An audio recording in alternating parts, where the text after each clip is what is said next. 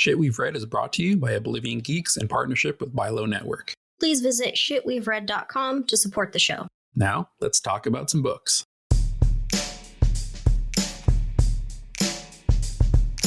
Hello, welcome to another episode of Shit We've Read, a sci-fi fantasy book podcast featuring two friends. I am your co-host, Laura Benson, and I'm here with Jason Rico. What's up? That's me. That's you! That's me. How's it going? It's going well. How are you doing? Doing all right. It's been a crazy week.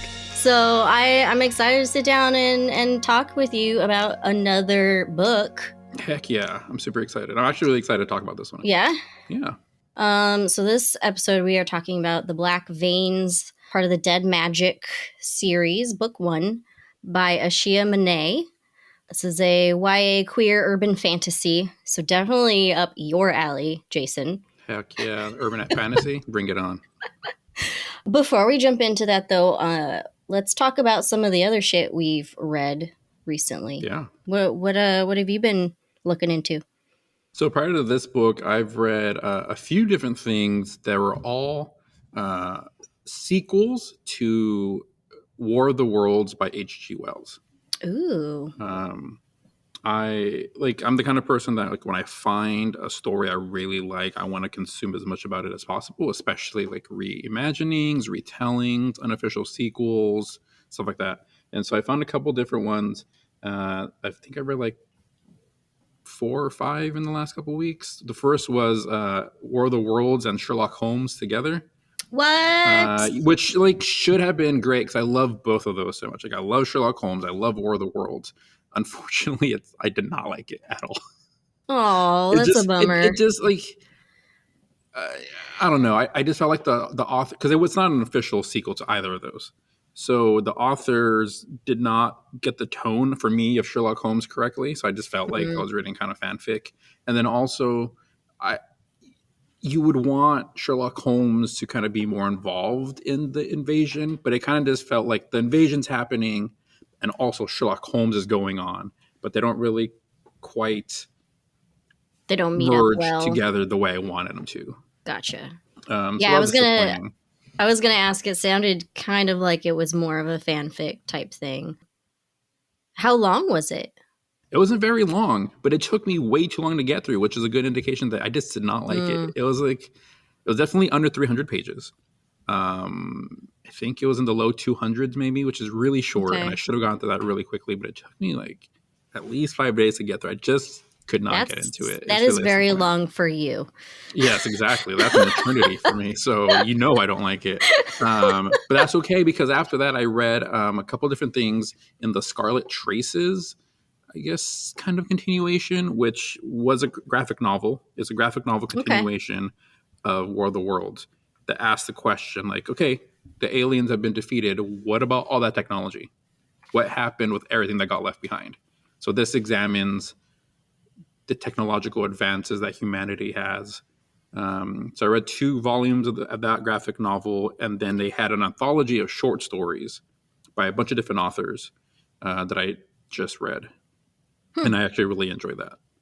Anthologies in general are kind of hit or miss. Some of the stories are really good, some are eh. But overall, I really enjoyed it. It was a wide range of stories.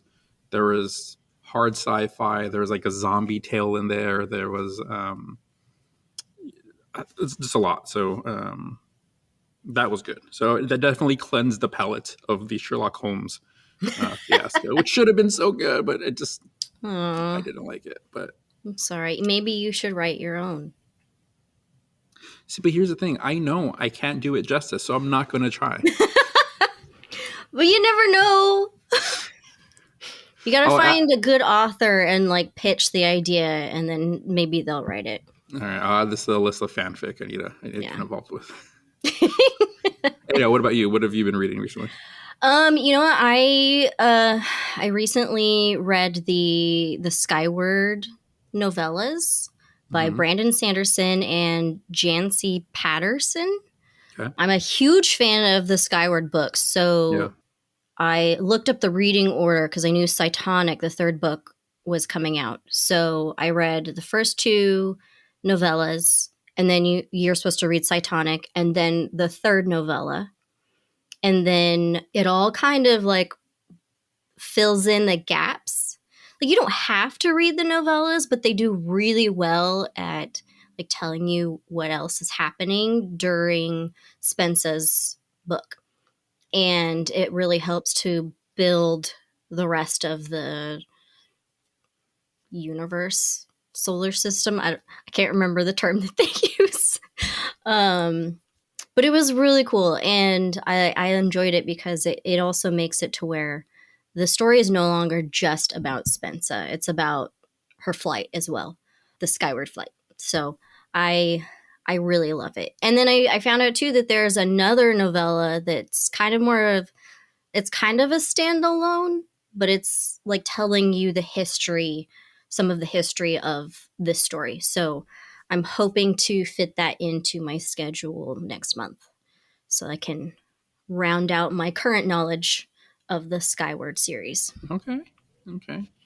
I love this series too. I haven't read Cytonic though, but Cytonic's actually next on my list. So as soon as we're done recording, I'm going to go home and start that, which I'm really excited about. And we got to talk about that one. Yeah. I would love to talk to somebody about it.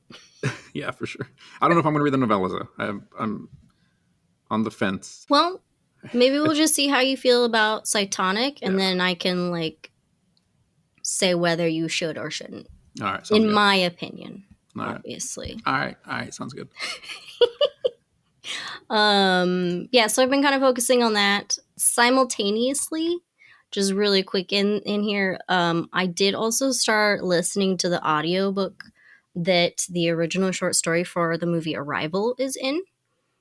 That's been really interesting. Like you just said, anthologies are kind of hit or miss.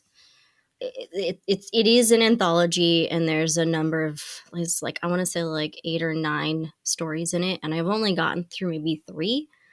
They're fascinating, but a couple of them were definitely way over my head. It's definitely, there are some very hard science stories in there that I could not fully grasp. But I'm kind of using it to like fill in time here and there. So it's taking me a while to finish it, but I am listening to it. Don't you just love like a good hard sci-fi story where like, I am too dumb to understand this, but here I am anyway. Yes. There's so many times that I had to go back. Like, and not even the 15, 30 seconds. Like, I was like, I don't know what's going on. And I went back like 10, 15 minutes. And I was like, I'm going to just start this over. I love when I'm reading one of the stories and it's like, yeah, that sounds legit. That's science. Yeah, definitely. That makes sense to me. I don't understand any of those words, but let's just keep it going. Or it makes sense while you're reading it, but then afterwards, it doesn't make any more sense. No. You can't describe it to anyone, and you're like, I don't know how this worked, but okay. It's one of those situations like, yeah, there's a great part in the story, and they had this technology where they could do this, and like you have to you just have to read it. I can't do it justice. You just have to read it. I don't have the PhD to explain this to you. That's exactly. But I love them. I love the stories.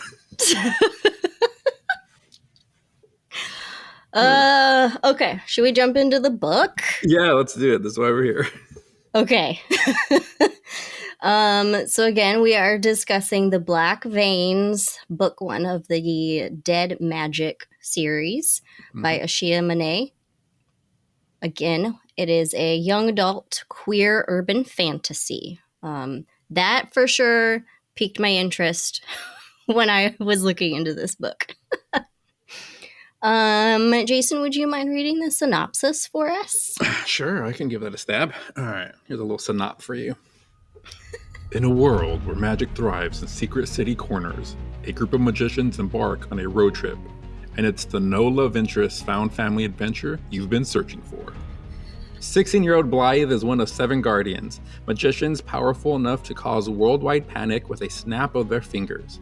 But Blythe spends her days pouring latte art at her family's coffee shop, so why should she care about having apocalyptic abilities? She's given a reason when magician anarchists crash into said coffee shop and kidnap her family. Heartbroken but determined, Blythe knows she can't save them alone. A war is brewing between two magician governments, and tensions are too high. So she packs up her family's bright yellow Volkswagen, puts on a playlist, and embarks on a road trip across the United States to enlist the help of 6 strangers whose abilities are unparalleled. The Other Guardians.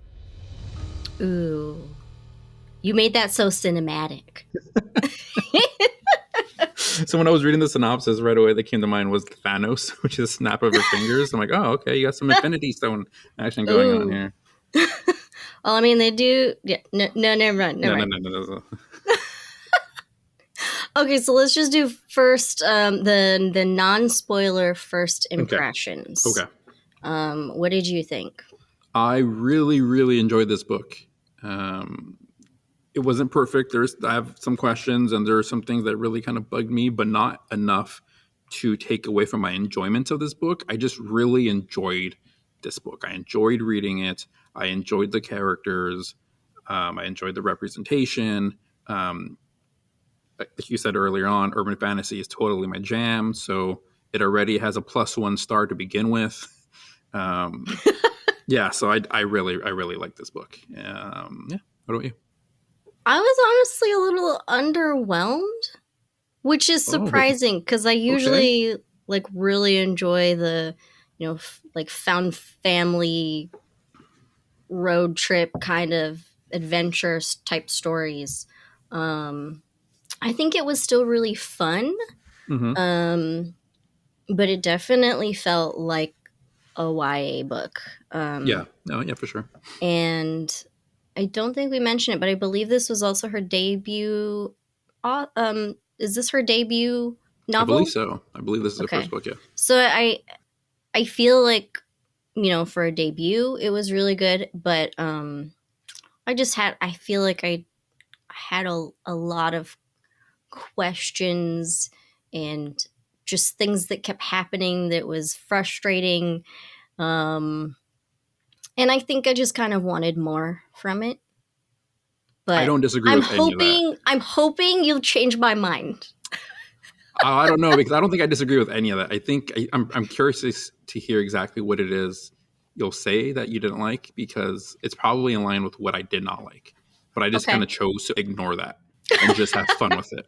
Like I said, this book is just, how do I put this? You ever watch just like a movie or a TV show that it just doesn't always make sense, or it's kind of dumb or kind of cheesy, but you just love the hell out of it? Like, there are so many things like that are wrong with it, but you just enjoy it.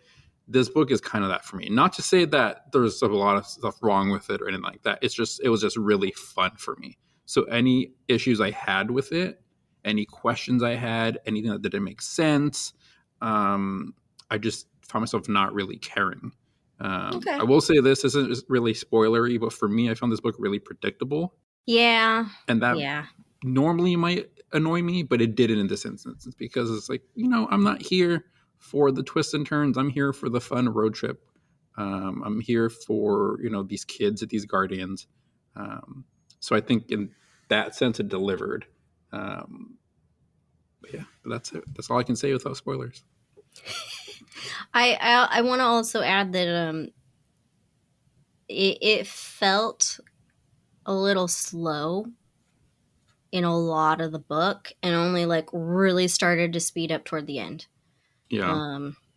I sometimes it was a little hard to get through, but I think the characters kind of are what got me through it in general. Yeah, the characters are definitely what saves this book over everything else. Yeah, because the synopsis mentions it's her and 6 strangers. So that's a decent amount of characters, different people to kind of get to know, different personalities and interactions. So that made it definitely more interesting during the slower parts. I feel like the slowness could just be a product of the road trip aspect.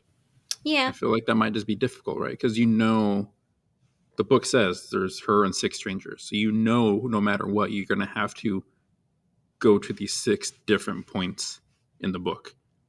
And so that can kind of feel like, oh, I'm just waiting for this to happen. I'm waiting to get to the next part. I'm waiting to get to the next part. Because once it finally does, once you get all the Guardians in, like you said, it really does pick up at the end. Yeah.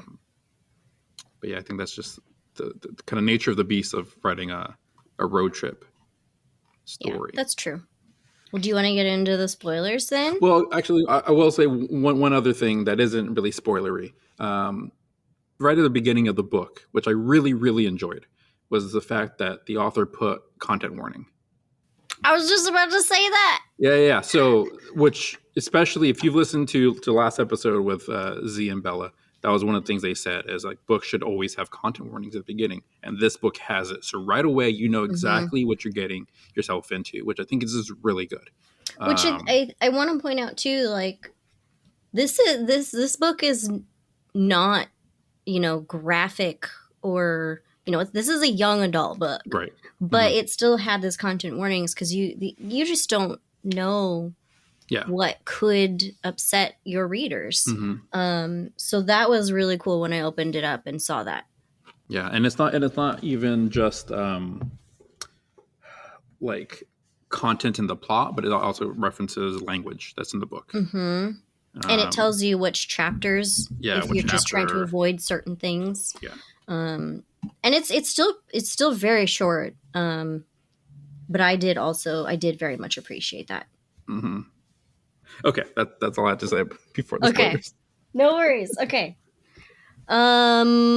Okay, so spoilers warning. 3, 2, 1, go. Do we want to start with things we liked? Let's do a shit sandwich. Let's something we liked, stuff we did not like, and then we'll close that out with something we liked at the end. Okay.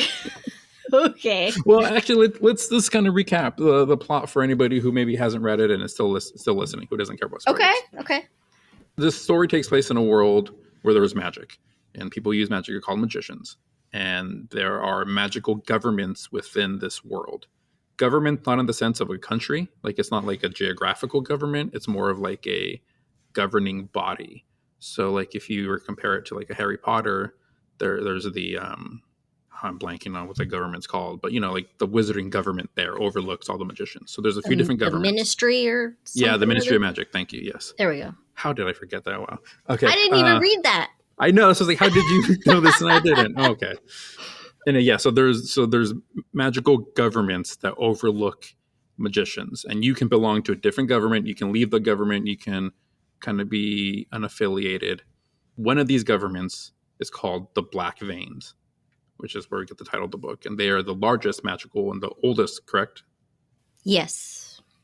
And so the people in charge of the Black Veins are called sages. They are 7 immortals, correct? And they're like the council on the Black Veins. Like what they say goes, basically. Correct, yeah. And so under the sages, we have guardians.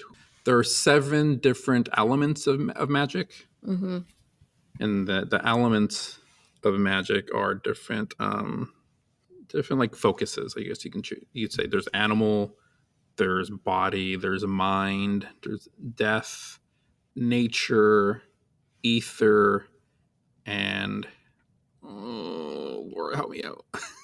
Did you say time? Time. I don't think I said time. Time. Okay. Yeah. So time. So these are the different parts of magic, and the guardians each represent one of these elements. So they're people who their focus is that element. Did I get that right? That's right. And then there's all the other magicians. They kind of have like learned magic too, and things that like channel certain powers or whatever. People who are not magicians are not allowed to know about magic, and they're called commons, which I thought was weird. So it was kind of an interesting magical world that the author built. I love seeing authors' takes on magic systems, and how they explain it. I really liked. So one other thing to note: magicians in general, you can practice different types of magic. So you could do a learn magic spell that is a combination of, say, time and nature, whatever. Like say you're going to grow a tree quickly, that'd be a combination of nature and time.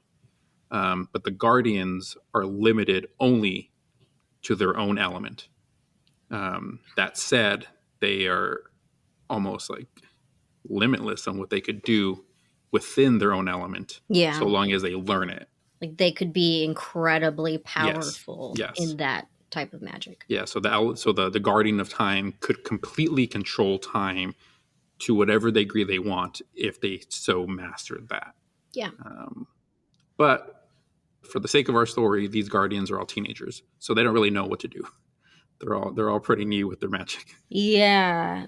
So in the book, kind of like an overall summary of what happens, there is a potential war happening between the Black Veins and the Trident Republic. Trident Republic has only been around for a few years, I think. Mm-hmm. Basically, the Trident Republic swoops in and kidnaps Blythe's family, which the synopsis mentions.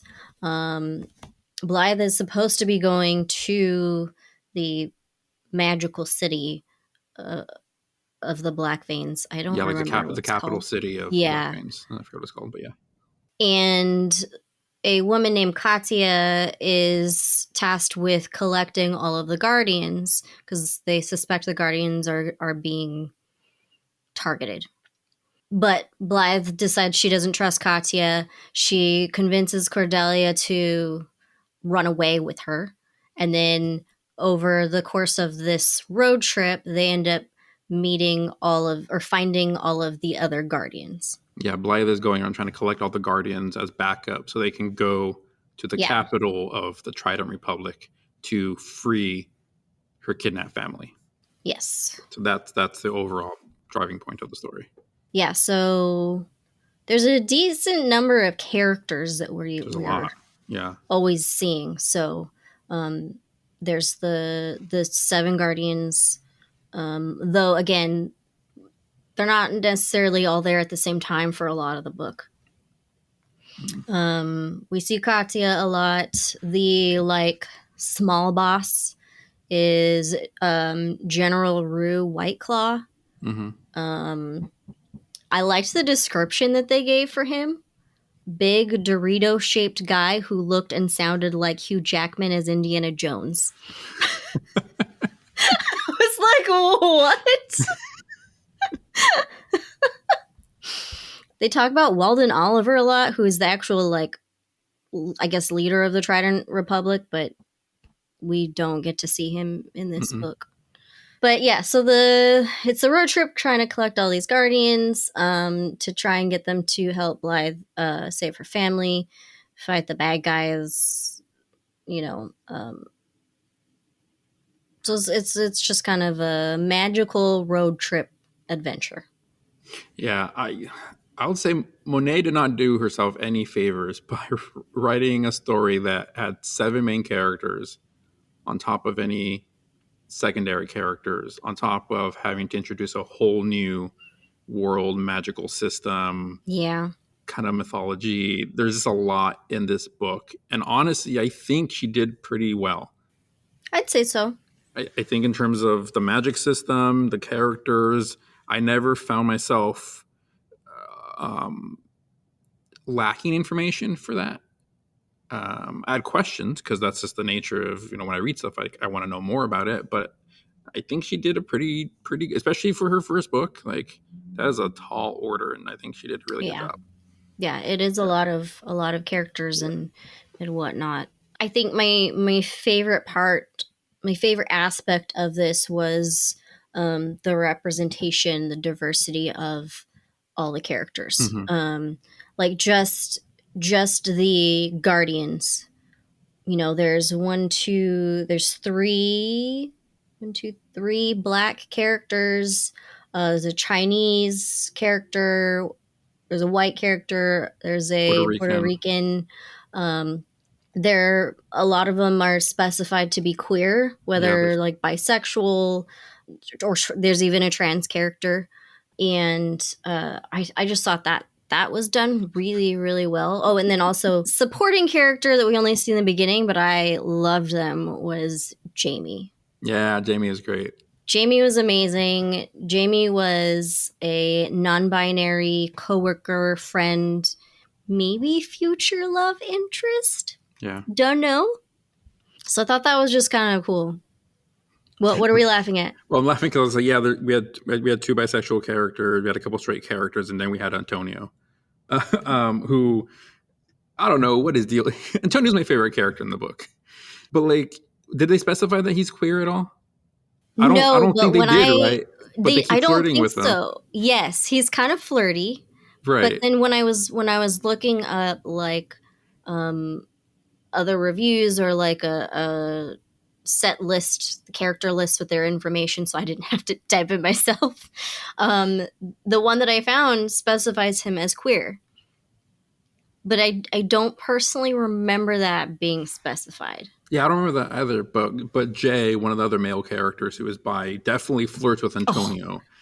But all over the but place. Antonio, either through just innocence or just being oblivious, like kind of goes along with it. Yeah, he's having fun with it. Yeah, like Antonio's just like such a carefree character that it's hard to tell. Like, are you queer and also flirting back? Are you just accepting the flirtation as someone being nice to you? Are you just accepting the flirtation, but you yourself aren't queer? So you're like, hey, thanks, but I don't feel that way. Like, it's so hard to tell with Antonio. But I loved Antonio because he's just like game for anything. He makes friends with everybody, and I loved the part in the book where Antonio's like questioning his role in the group because all these Yeah, guardians, are throwing down, right. Some are very physical, some have like mental powers and are creating like mental shields, and then Antonio just is just kind of there, and he's like, what am I doing here? Like, I'm not a fighter. I'm not, like I don't really have a role. And then Blythe tells them like, no, you are support. Like, you are the one who breaks down barriers between us. Like, a lot of us didn't like each other before you came along, but you could befriend anybody. You're the one that feeds us because he's a really good chef. He's always in the kitchen making food. Like, we're the one that needs you. And then she, in the book, likens it to she's like, have you ever played Overwatch, the video game? mm-hmm. And it's like, you were the support character. You were the healer. Like, if we didn't have you, we wouldn't survive. Yeah. And I love that for Antonio so much. Well, and then it was cute because he was like, oh, I normally play the healer, Yeah, or something like yeah, that. he And I did. was Yeah. like, oh, Oh, Tony, I love him. He's literally an angel because he can grow wings. He's the guardian of nature, so he can get wings like a yeah, bird. yeah. Oh, He he's is great. a very Yeah, cute yeah, character. yeah. Wait, so who is your favorite character? Uh, you know what? I kind of keep going back and forth between a few people. Mm-hmm. I did really like Antonio. He was just very positive. He brought a lot of positivity to it. But I also really like Caspian. Oh, Caspian was cool. So Caspian is the guardian of death. Caspian is trans. I don't Mm-hmm. know if the book specifies. I honestly can't remember, but this description that I found says that he is asexual. Um, don't again. I don't remember if that was specified, but cool. But we just don't really know very much about him, and there's something that the way the author wrote his character and details, just it's very mysterious, and I want to know more. And then Jay is just freaking just so entertaining. Jay. Like right off the bat, they're like, I'm pretty sure he's fudge, what was it? He's a fuck boy or fucks boys. That's what it Yeah, was. yeah, yeah. I just started busting up laughing, and I was like, "What?" And then he shows up, and he's like, "I'm both." Yeah, it's both. Oh, Jay knows exactly who he is, and I love it.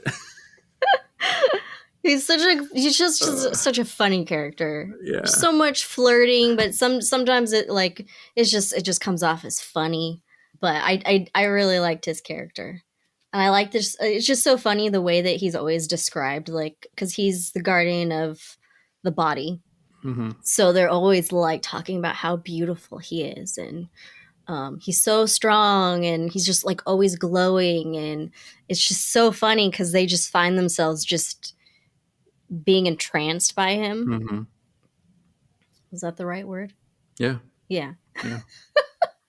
And I just, it's so funny too, because I think it said that he had really long dreads. Yeah. Really long dreadlocks. Mm-hmm. And so sometimes the description will be like his hair like waved around or something like that, making him sound even more majestic. I will say I cheated with the descriptions because the author does a great job of describing them. I just always picture characters, but I cheated in this instance because this book has a 10th not a 10th anniversary, a 1 year anniversary edition that was released. That's right. And on the cover, it has illustrations of all the characters. And so I just immediately looked at that cover and saved those descriptions in the memory bank. And so I just referred to those characters in those illustrations. I thought about doing that when I was reading it, and then I just forgot. Yeah. I want to look at it right now. Yeah, because I forgot, because we were trying to also decide which editions that we wanted to get. Yeah. Yeah. There we go. Oh, she's even got her hockey stick. It doesn't look like a hockey stick on that cover, though.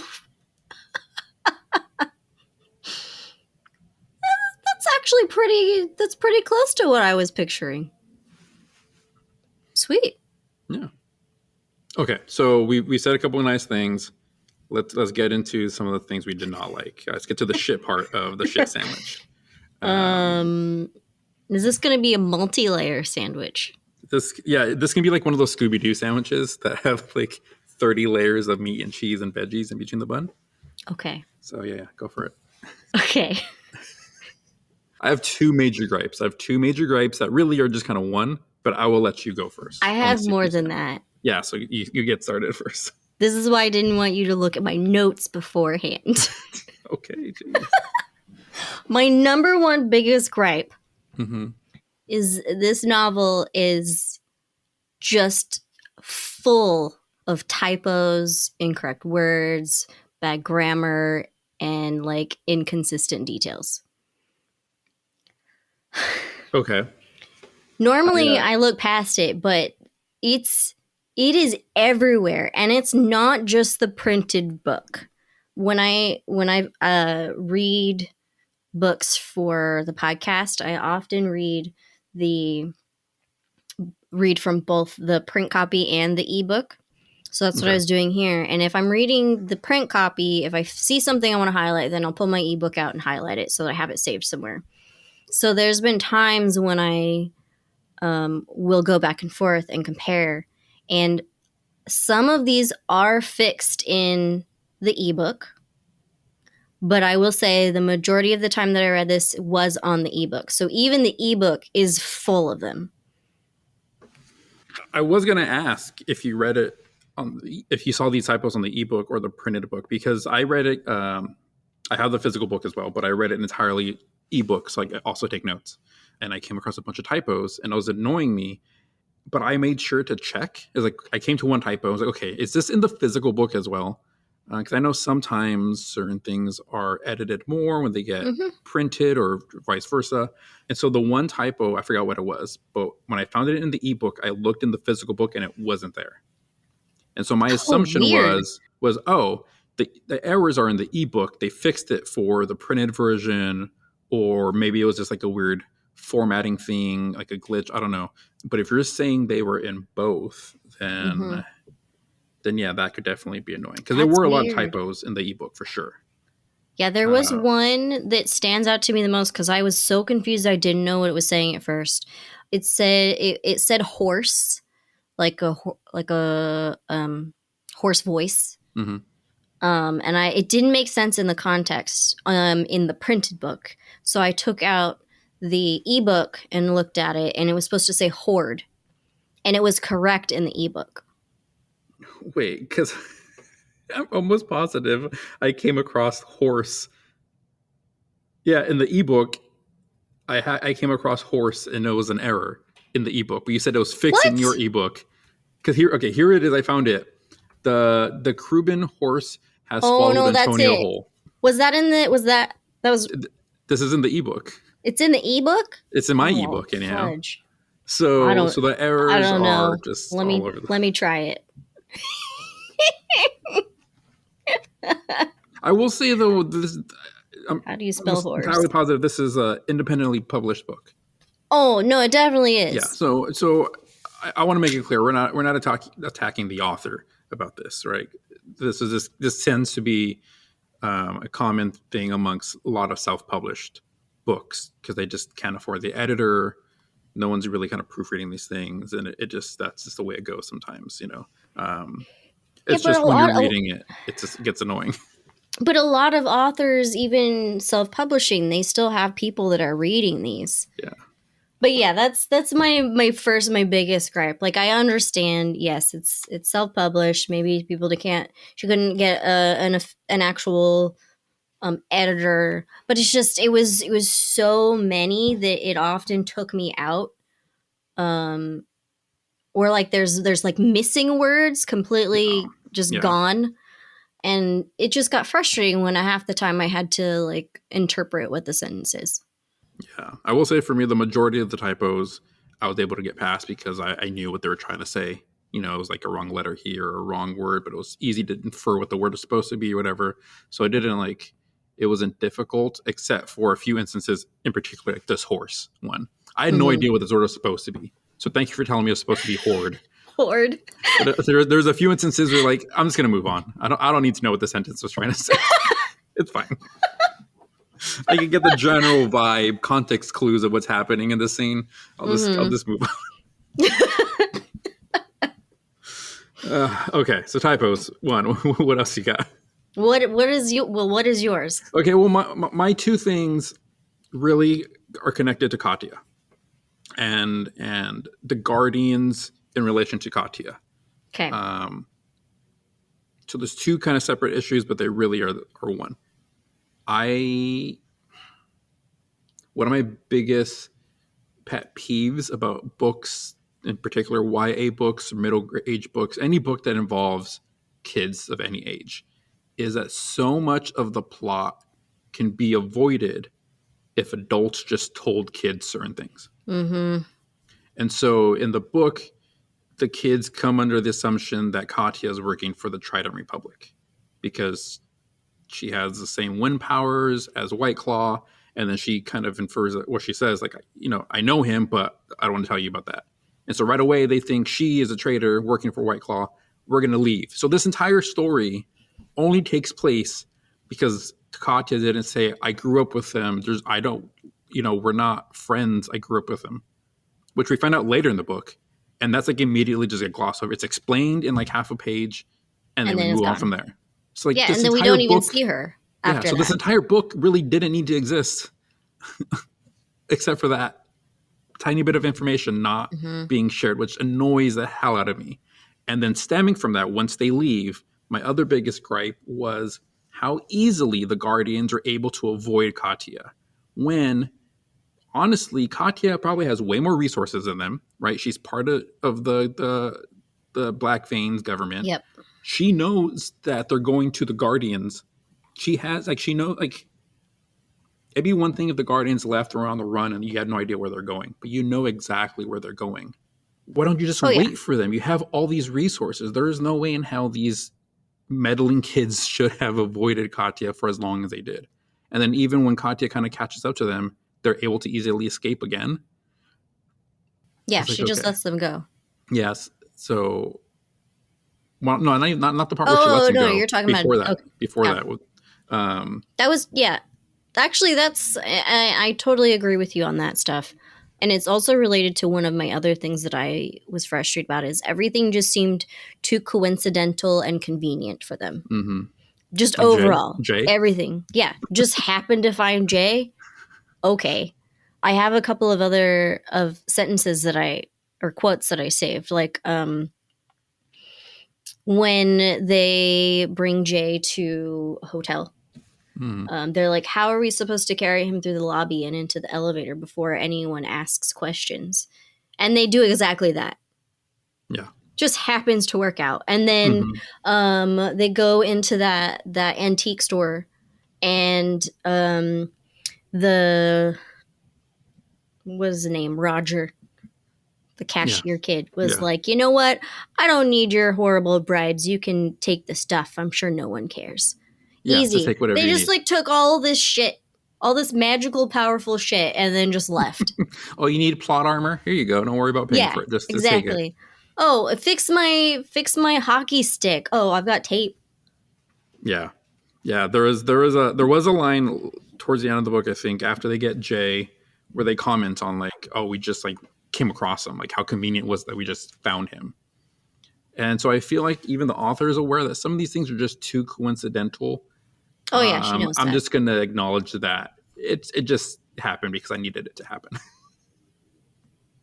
So like at least the author's in on it, but yeah, there's a lot of that. But again, this goes back to like it was still fun for me, so I just overlooked that. It was like, all right, fine, whatever. You literally just like come across Jay for no reason whatsoever, but that's fine. They weren't even looking for him, which no.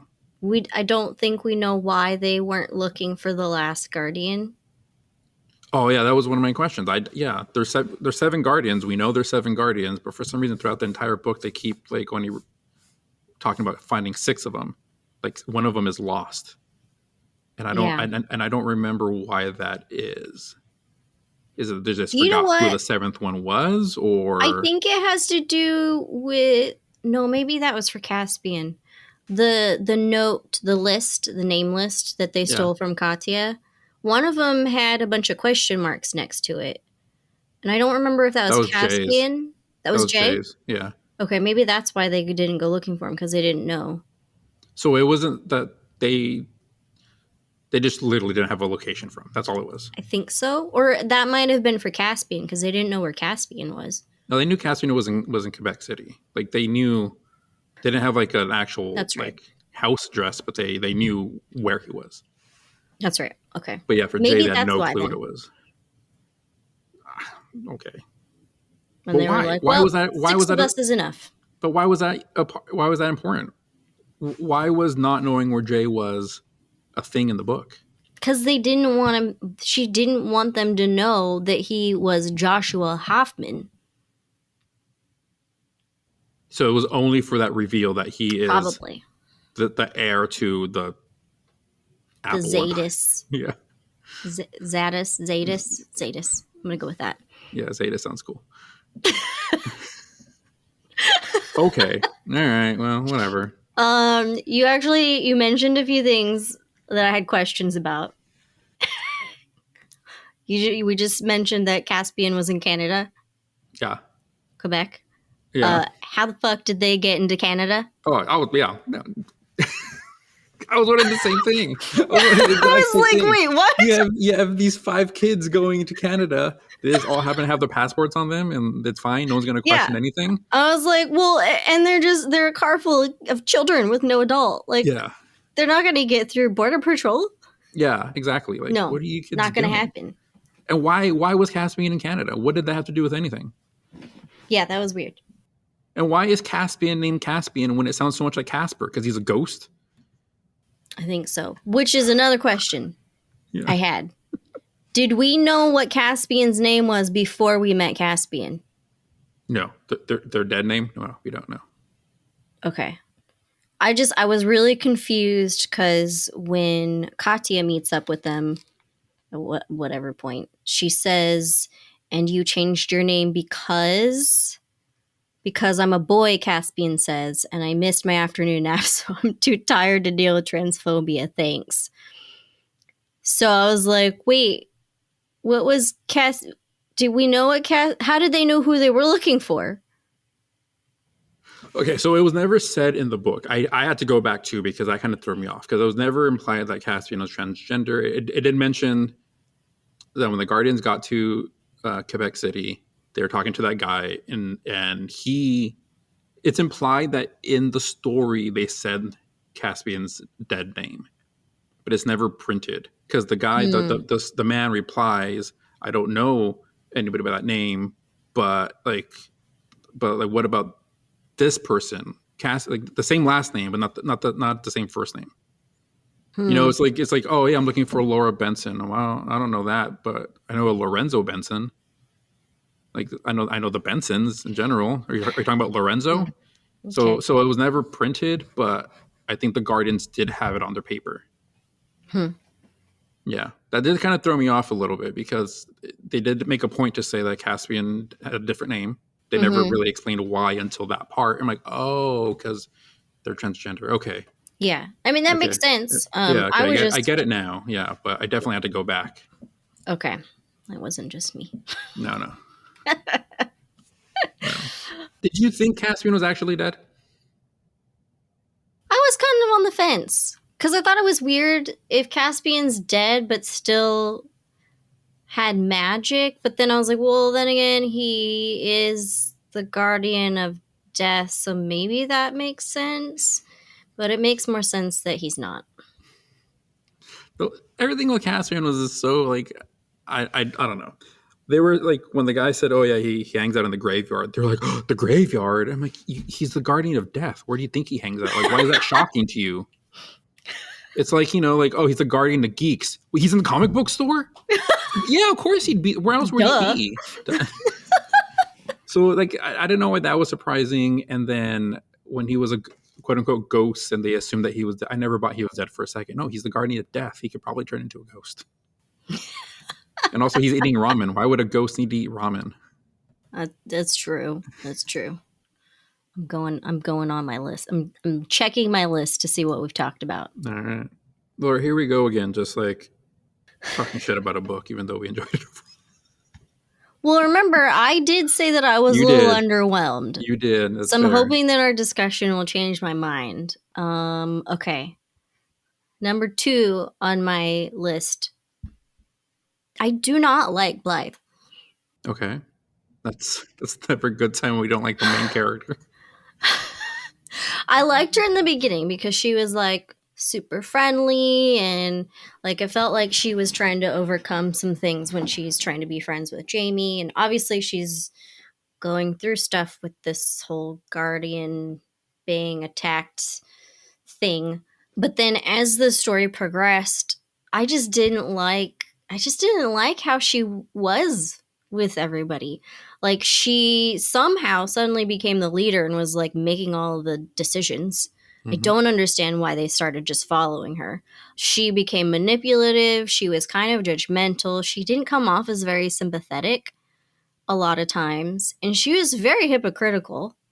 And then she often just made stupid decisions Oh yeah, she ran off multiple times for no reason. all the time. And it was driving me crazy. Like I highlighted and I left a note on a couple of things. Let's see. The Trident Republic steals lots of things, including my family and peace of mind, but you don't see that stopping me, Blythe says. We'll never make it anywhere if we don't use it. If something attacks us, we'll just hide.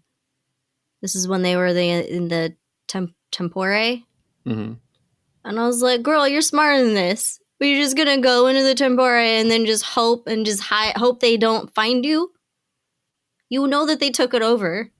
Yeah, yeah. And then there's another one. I don't remember. I didn't highlight who said this, but somebody was saying to her, because you've done a lot of good too, and you have a cause worth fighting for. And I left a note. What good is she referring to, though? What good has Blythe done at this point? I'm trying to think of where that was in the story. I think, I mean, to Bly's benefit, um, whether she just took charge and whether that was warranted or not, she did become like the leader to the group and bring them all together.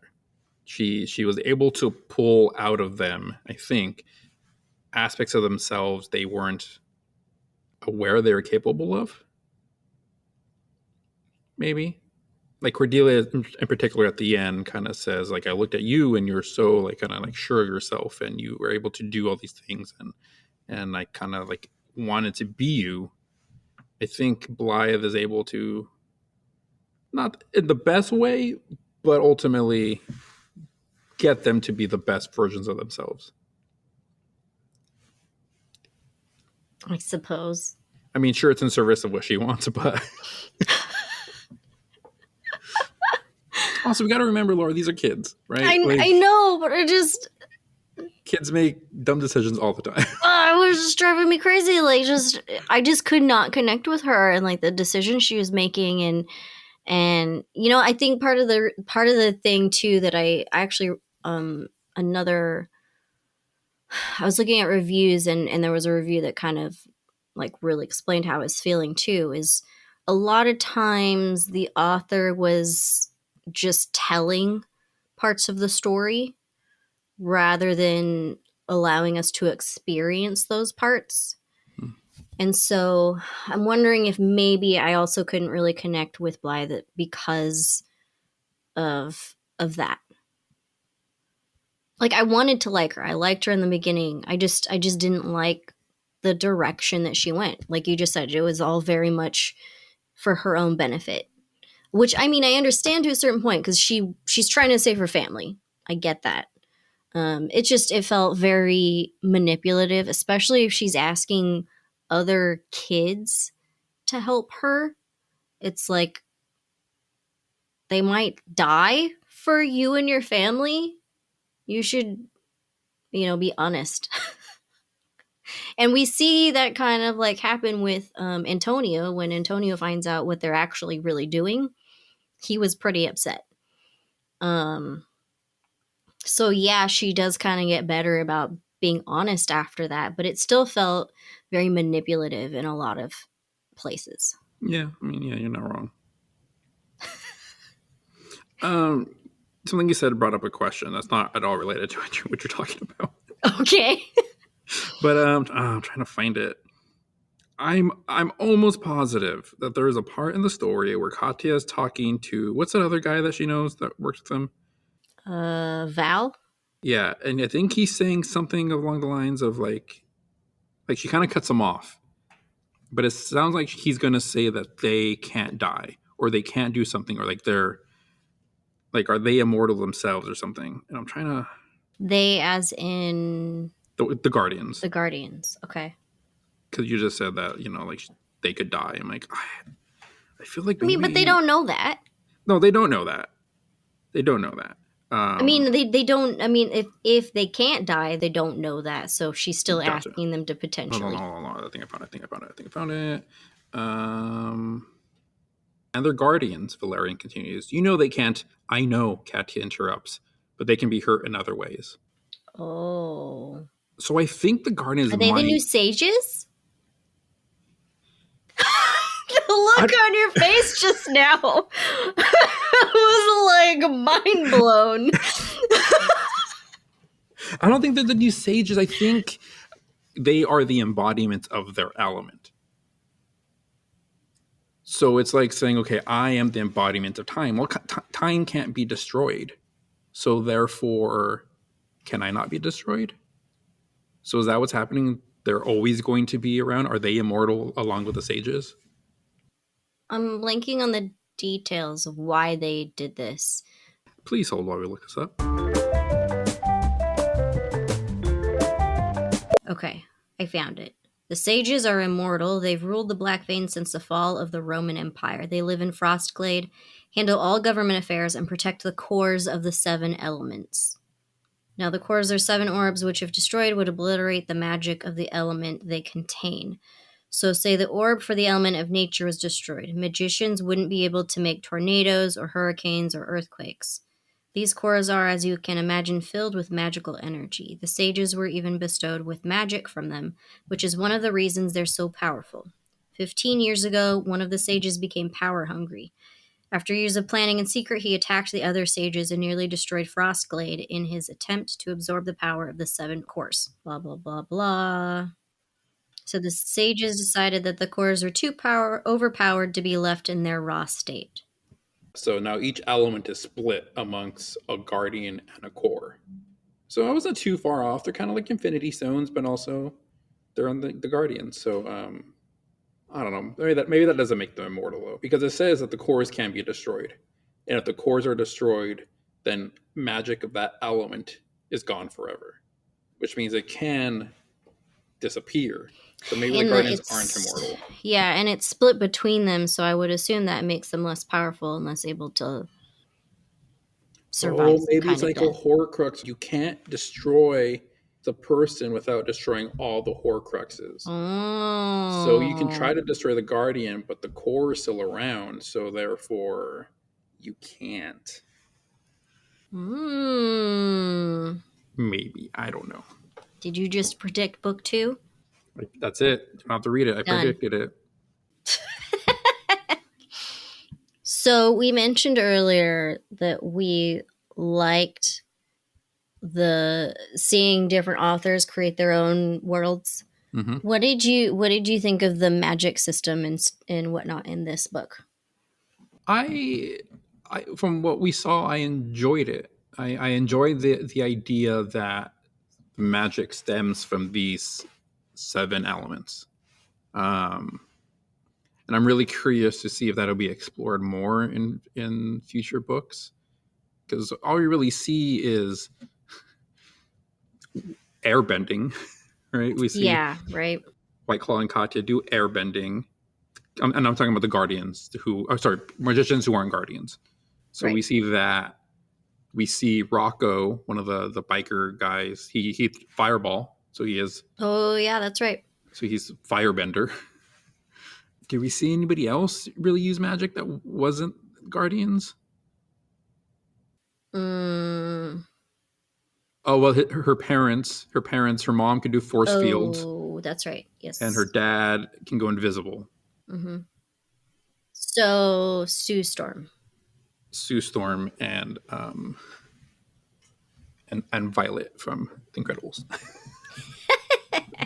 Well, Sue Storm can do both. Oh, you're right. She's I was just thinking the force fields, but she's literally the invisible woman.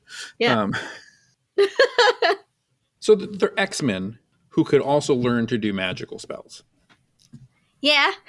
Pretty much, That's right? That's kind of what I was thinking when I started reading it. I was like, if they have like a specialty, I feel like it's just like actual powers. Yeah. We barely saw the magical system. I like the idea of where it comes from. It comes from these elements and blah, blah, but I want to see more of it. Yeah. Yeah. What'd you think? I liked, like you said, I liked what we saw, but I wish I had more of it. I'm mostly interested in like just the overall magical world, how it all works. Like we do learn about the governments and these rules and stuff, but I feel like there's a lot of details that we don't really get reading it. Right. I think I'm just being too technical about this, just because when like we learn about some of the rules and stuff, I would start thinking, well, what about this though? So like in the beginning, when we learn that the commons are not allowed to know about magic and magicians and whatnot, I was like, well, how does this work then with Jamie? Jamie's parents are common because Jamie was adopted, I think. Yeah. Mm-hmm. So it was like, how does this work with Jamie? Because Jamie works in the cafe, but the cafe is hidden from commons. Right. So their parents know that they work for the Fuller Cafe, but the Fuller Cafe is not visible or really known by commons. Oh, that's a good point. And then on top of that, I was like, if the cafe is only there for magicians, how do they explain their income? How do they do taxes? Like how do they live in the normal world if their business is not there for the full public? And I have asked, you really, I'm going to put that out there now. I think about this because I owned my own cafe. I had my own business. So I'm like, how would I make that work? That doesn't make any sense to me. See, this is why you and I are friends, because this is the kind of shit I think about. Because you do ask all like good questions, like logistically, how does this work? And I don't know. Maybe the author hasn't given that thought. I like the concept of it. Yeah. But then I'm just like, that just doesn't make sense. It makes sense if they were maybe still part of the Black Veins. True. They could provide some sort of cover story or something. Yeah, or maybe they would have it in a magical area of town, or I don't know. It's just one of those things. Like it just doesn't make sense to me. I feel like they would be found out somehow by commons, unless there's some other magical stuff going on that we don't know about. Maybe each agency within the common government has some magicians who handle all this, right? Which is going to be a real deep web. Okay. But because when you first ask, like, Jamie, they have a job, but what's their job to the normal world? My first thought was, well, they said that the cafe exists in a warehouse. It looks like a warehouse to commoners, right? It looks like an abandoned warehouse. Yeah, that's true. Like if it's been a regular warehouse, then maybe they have a warehouse business, and Jamie works at the warehouse.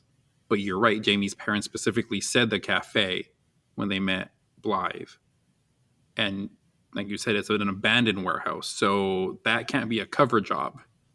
And then what does it look like to people on the street when people walk in? That I did think about. If it's a cafe that's in an abandoned warehouse, just a bunch of people are just coming into this abandoned warehouse and then walking out. Like, do they not have cups to go? Like, you just walk into a warehouse and come out with coffee? Or is it invisible? Or are they just walking around like this with nothing in their hand?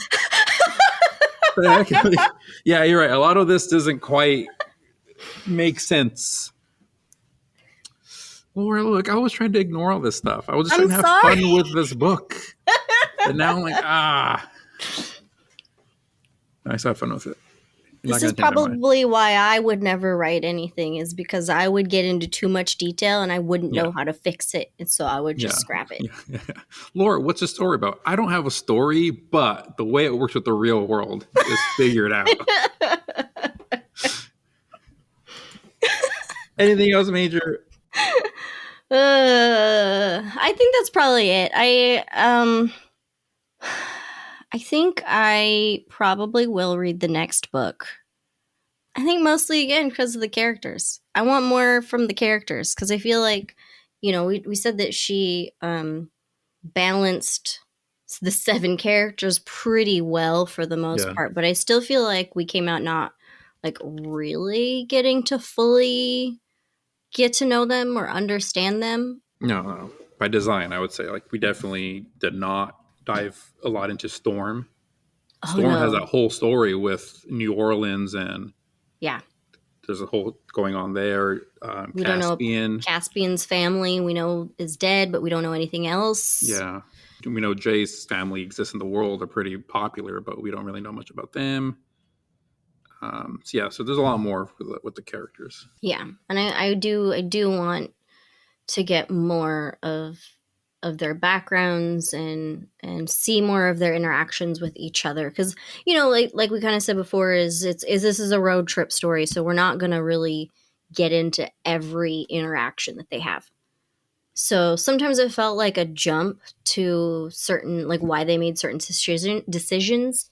Like, I often, like, I don't understand sometimes why these strangers are helping this stranger find her family. Like they just met, but they're like, yeah, let's go.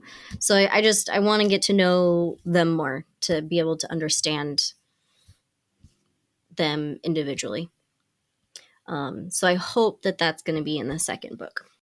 I think I'm definitely going to read the second book. The second book isn't out yet. I don't know when it's supposed to come out, but yeah, I looked at that too. I don't think there's any information out on it yet. No.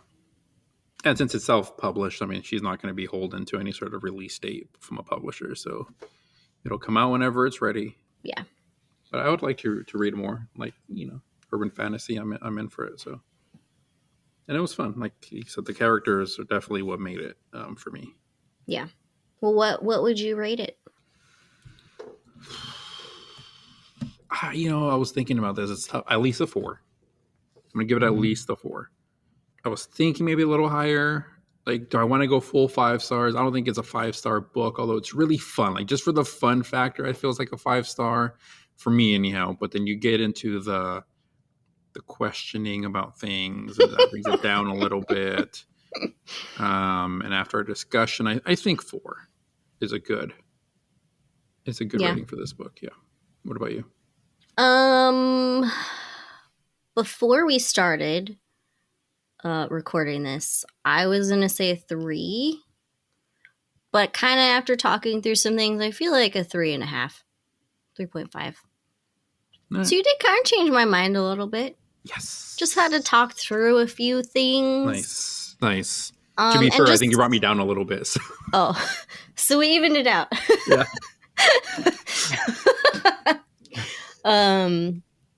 But yeah, I mean, just the simple fact that I do want to read the second book, I feel like it deserves a little bit more. So yeah. And at the end of the day, that's really kind of what it's about, right? Is this book fun to read? Would we recommend it to other people? And I would definitely recommend this book to people. Just don't go in thinking like everything's airtight and everything's going to make total sense. Just it's a character-driven story. Yeah. It's a very different story than The Long Way to a Small Angry Planet, but it's similar in the way that is just about characters. That's very true. The story, the plot itself is almost secondary. It's just about meeting this great cast of characters and just having fun with them. And this book does that as well. Yeah. Well, it looks like the majority of the Goodread readers agree with your rating. It's currently rated 4.15 out of over 600 ratings. All right.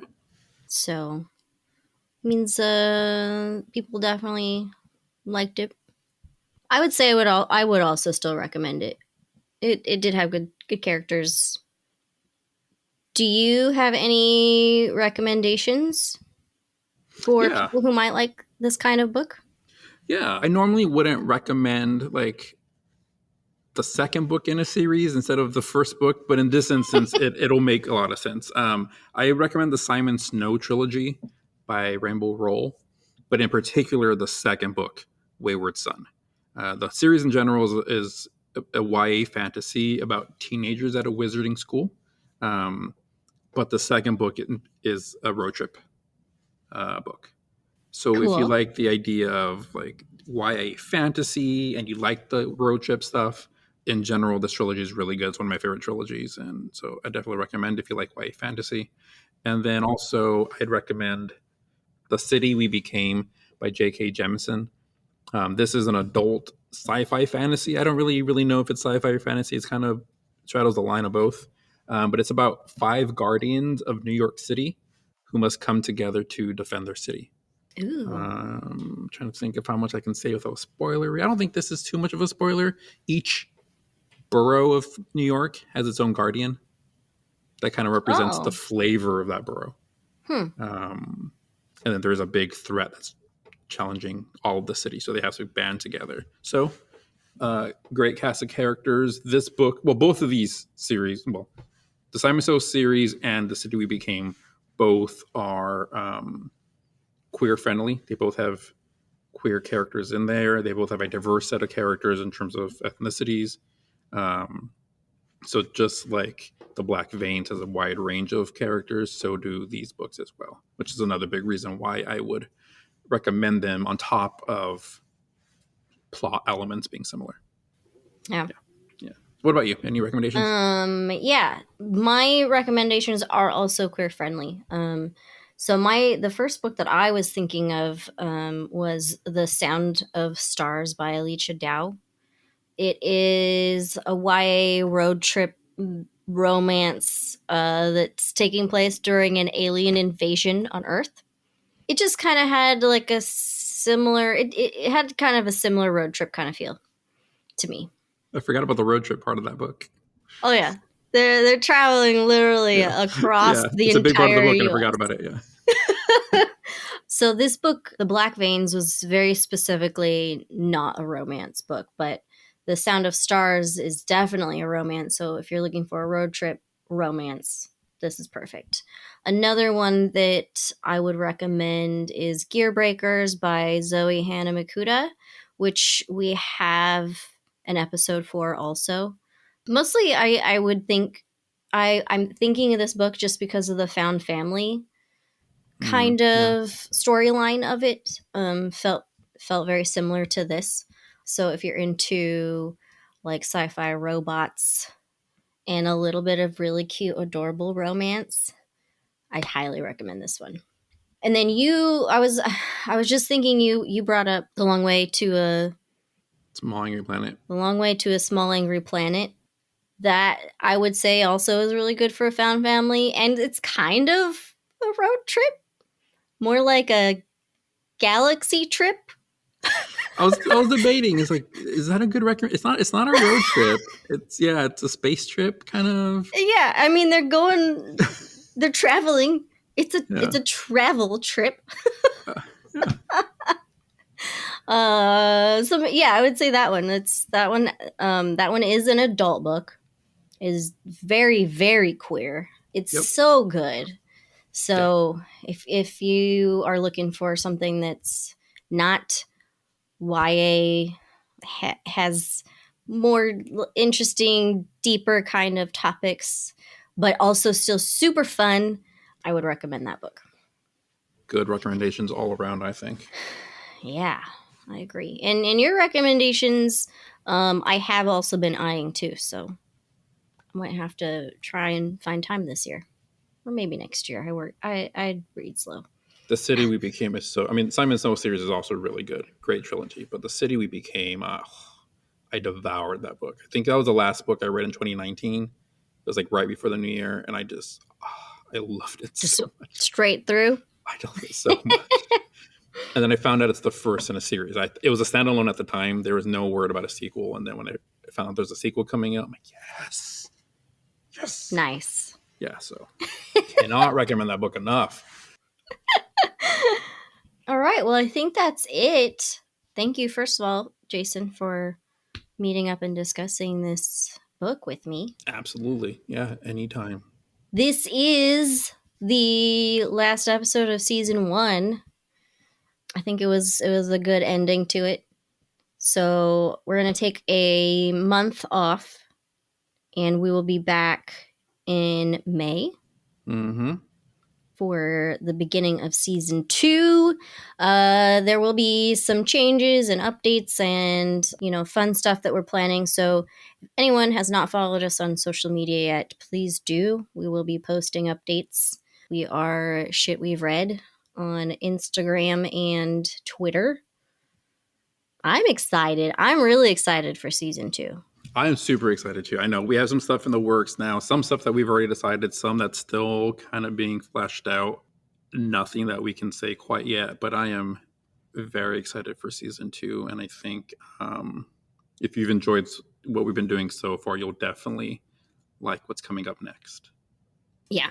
Yeah. It's going to be a busy year. Yeah. So this is going to be cool. Yeah. Is there anything else?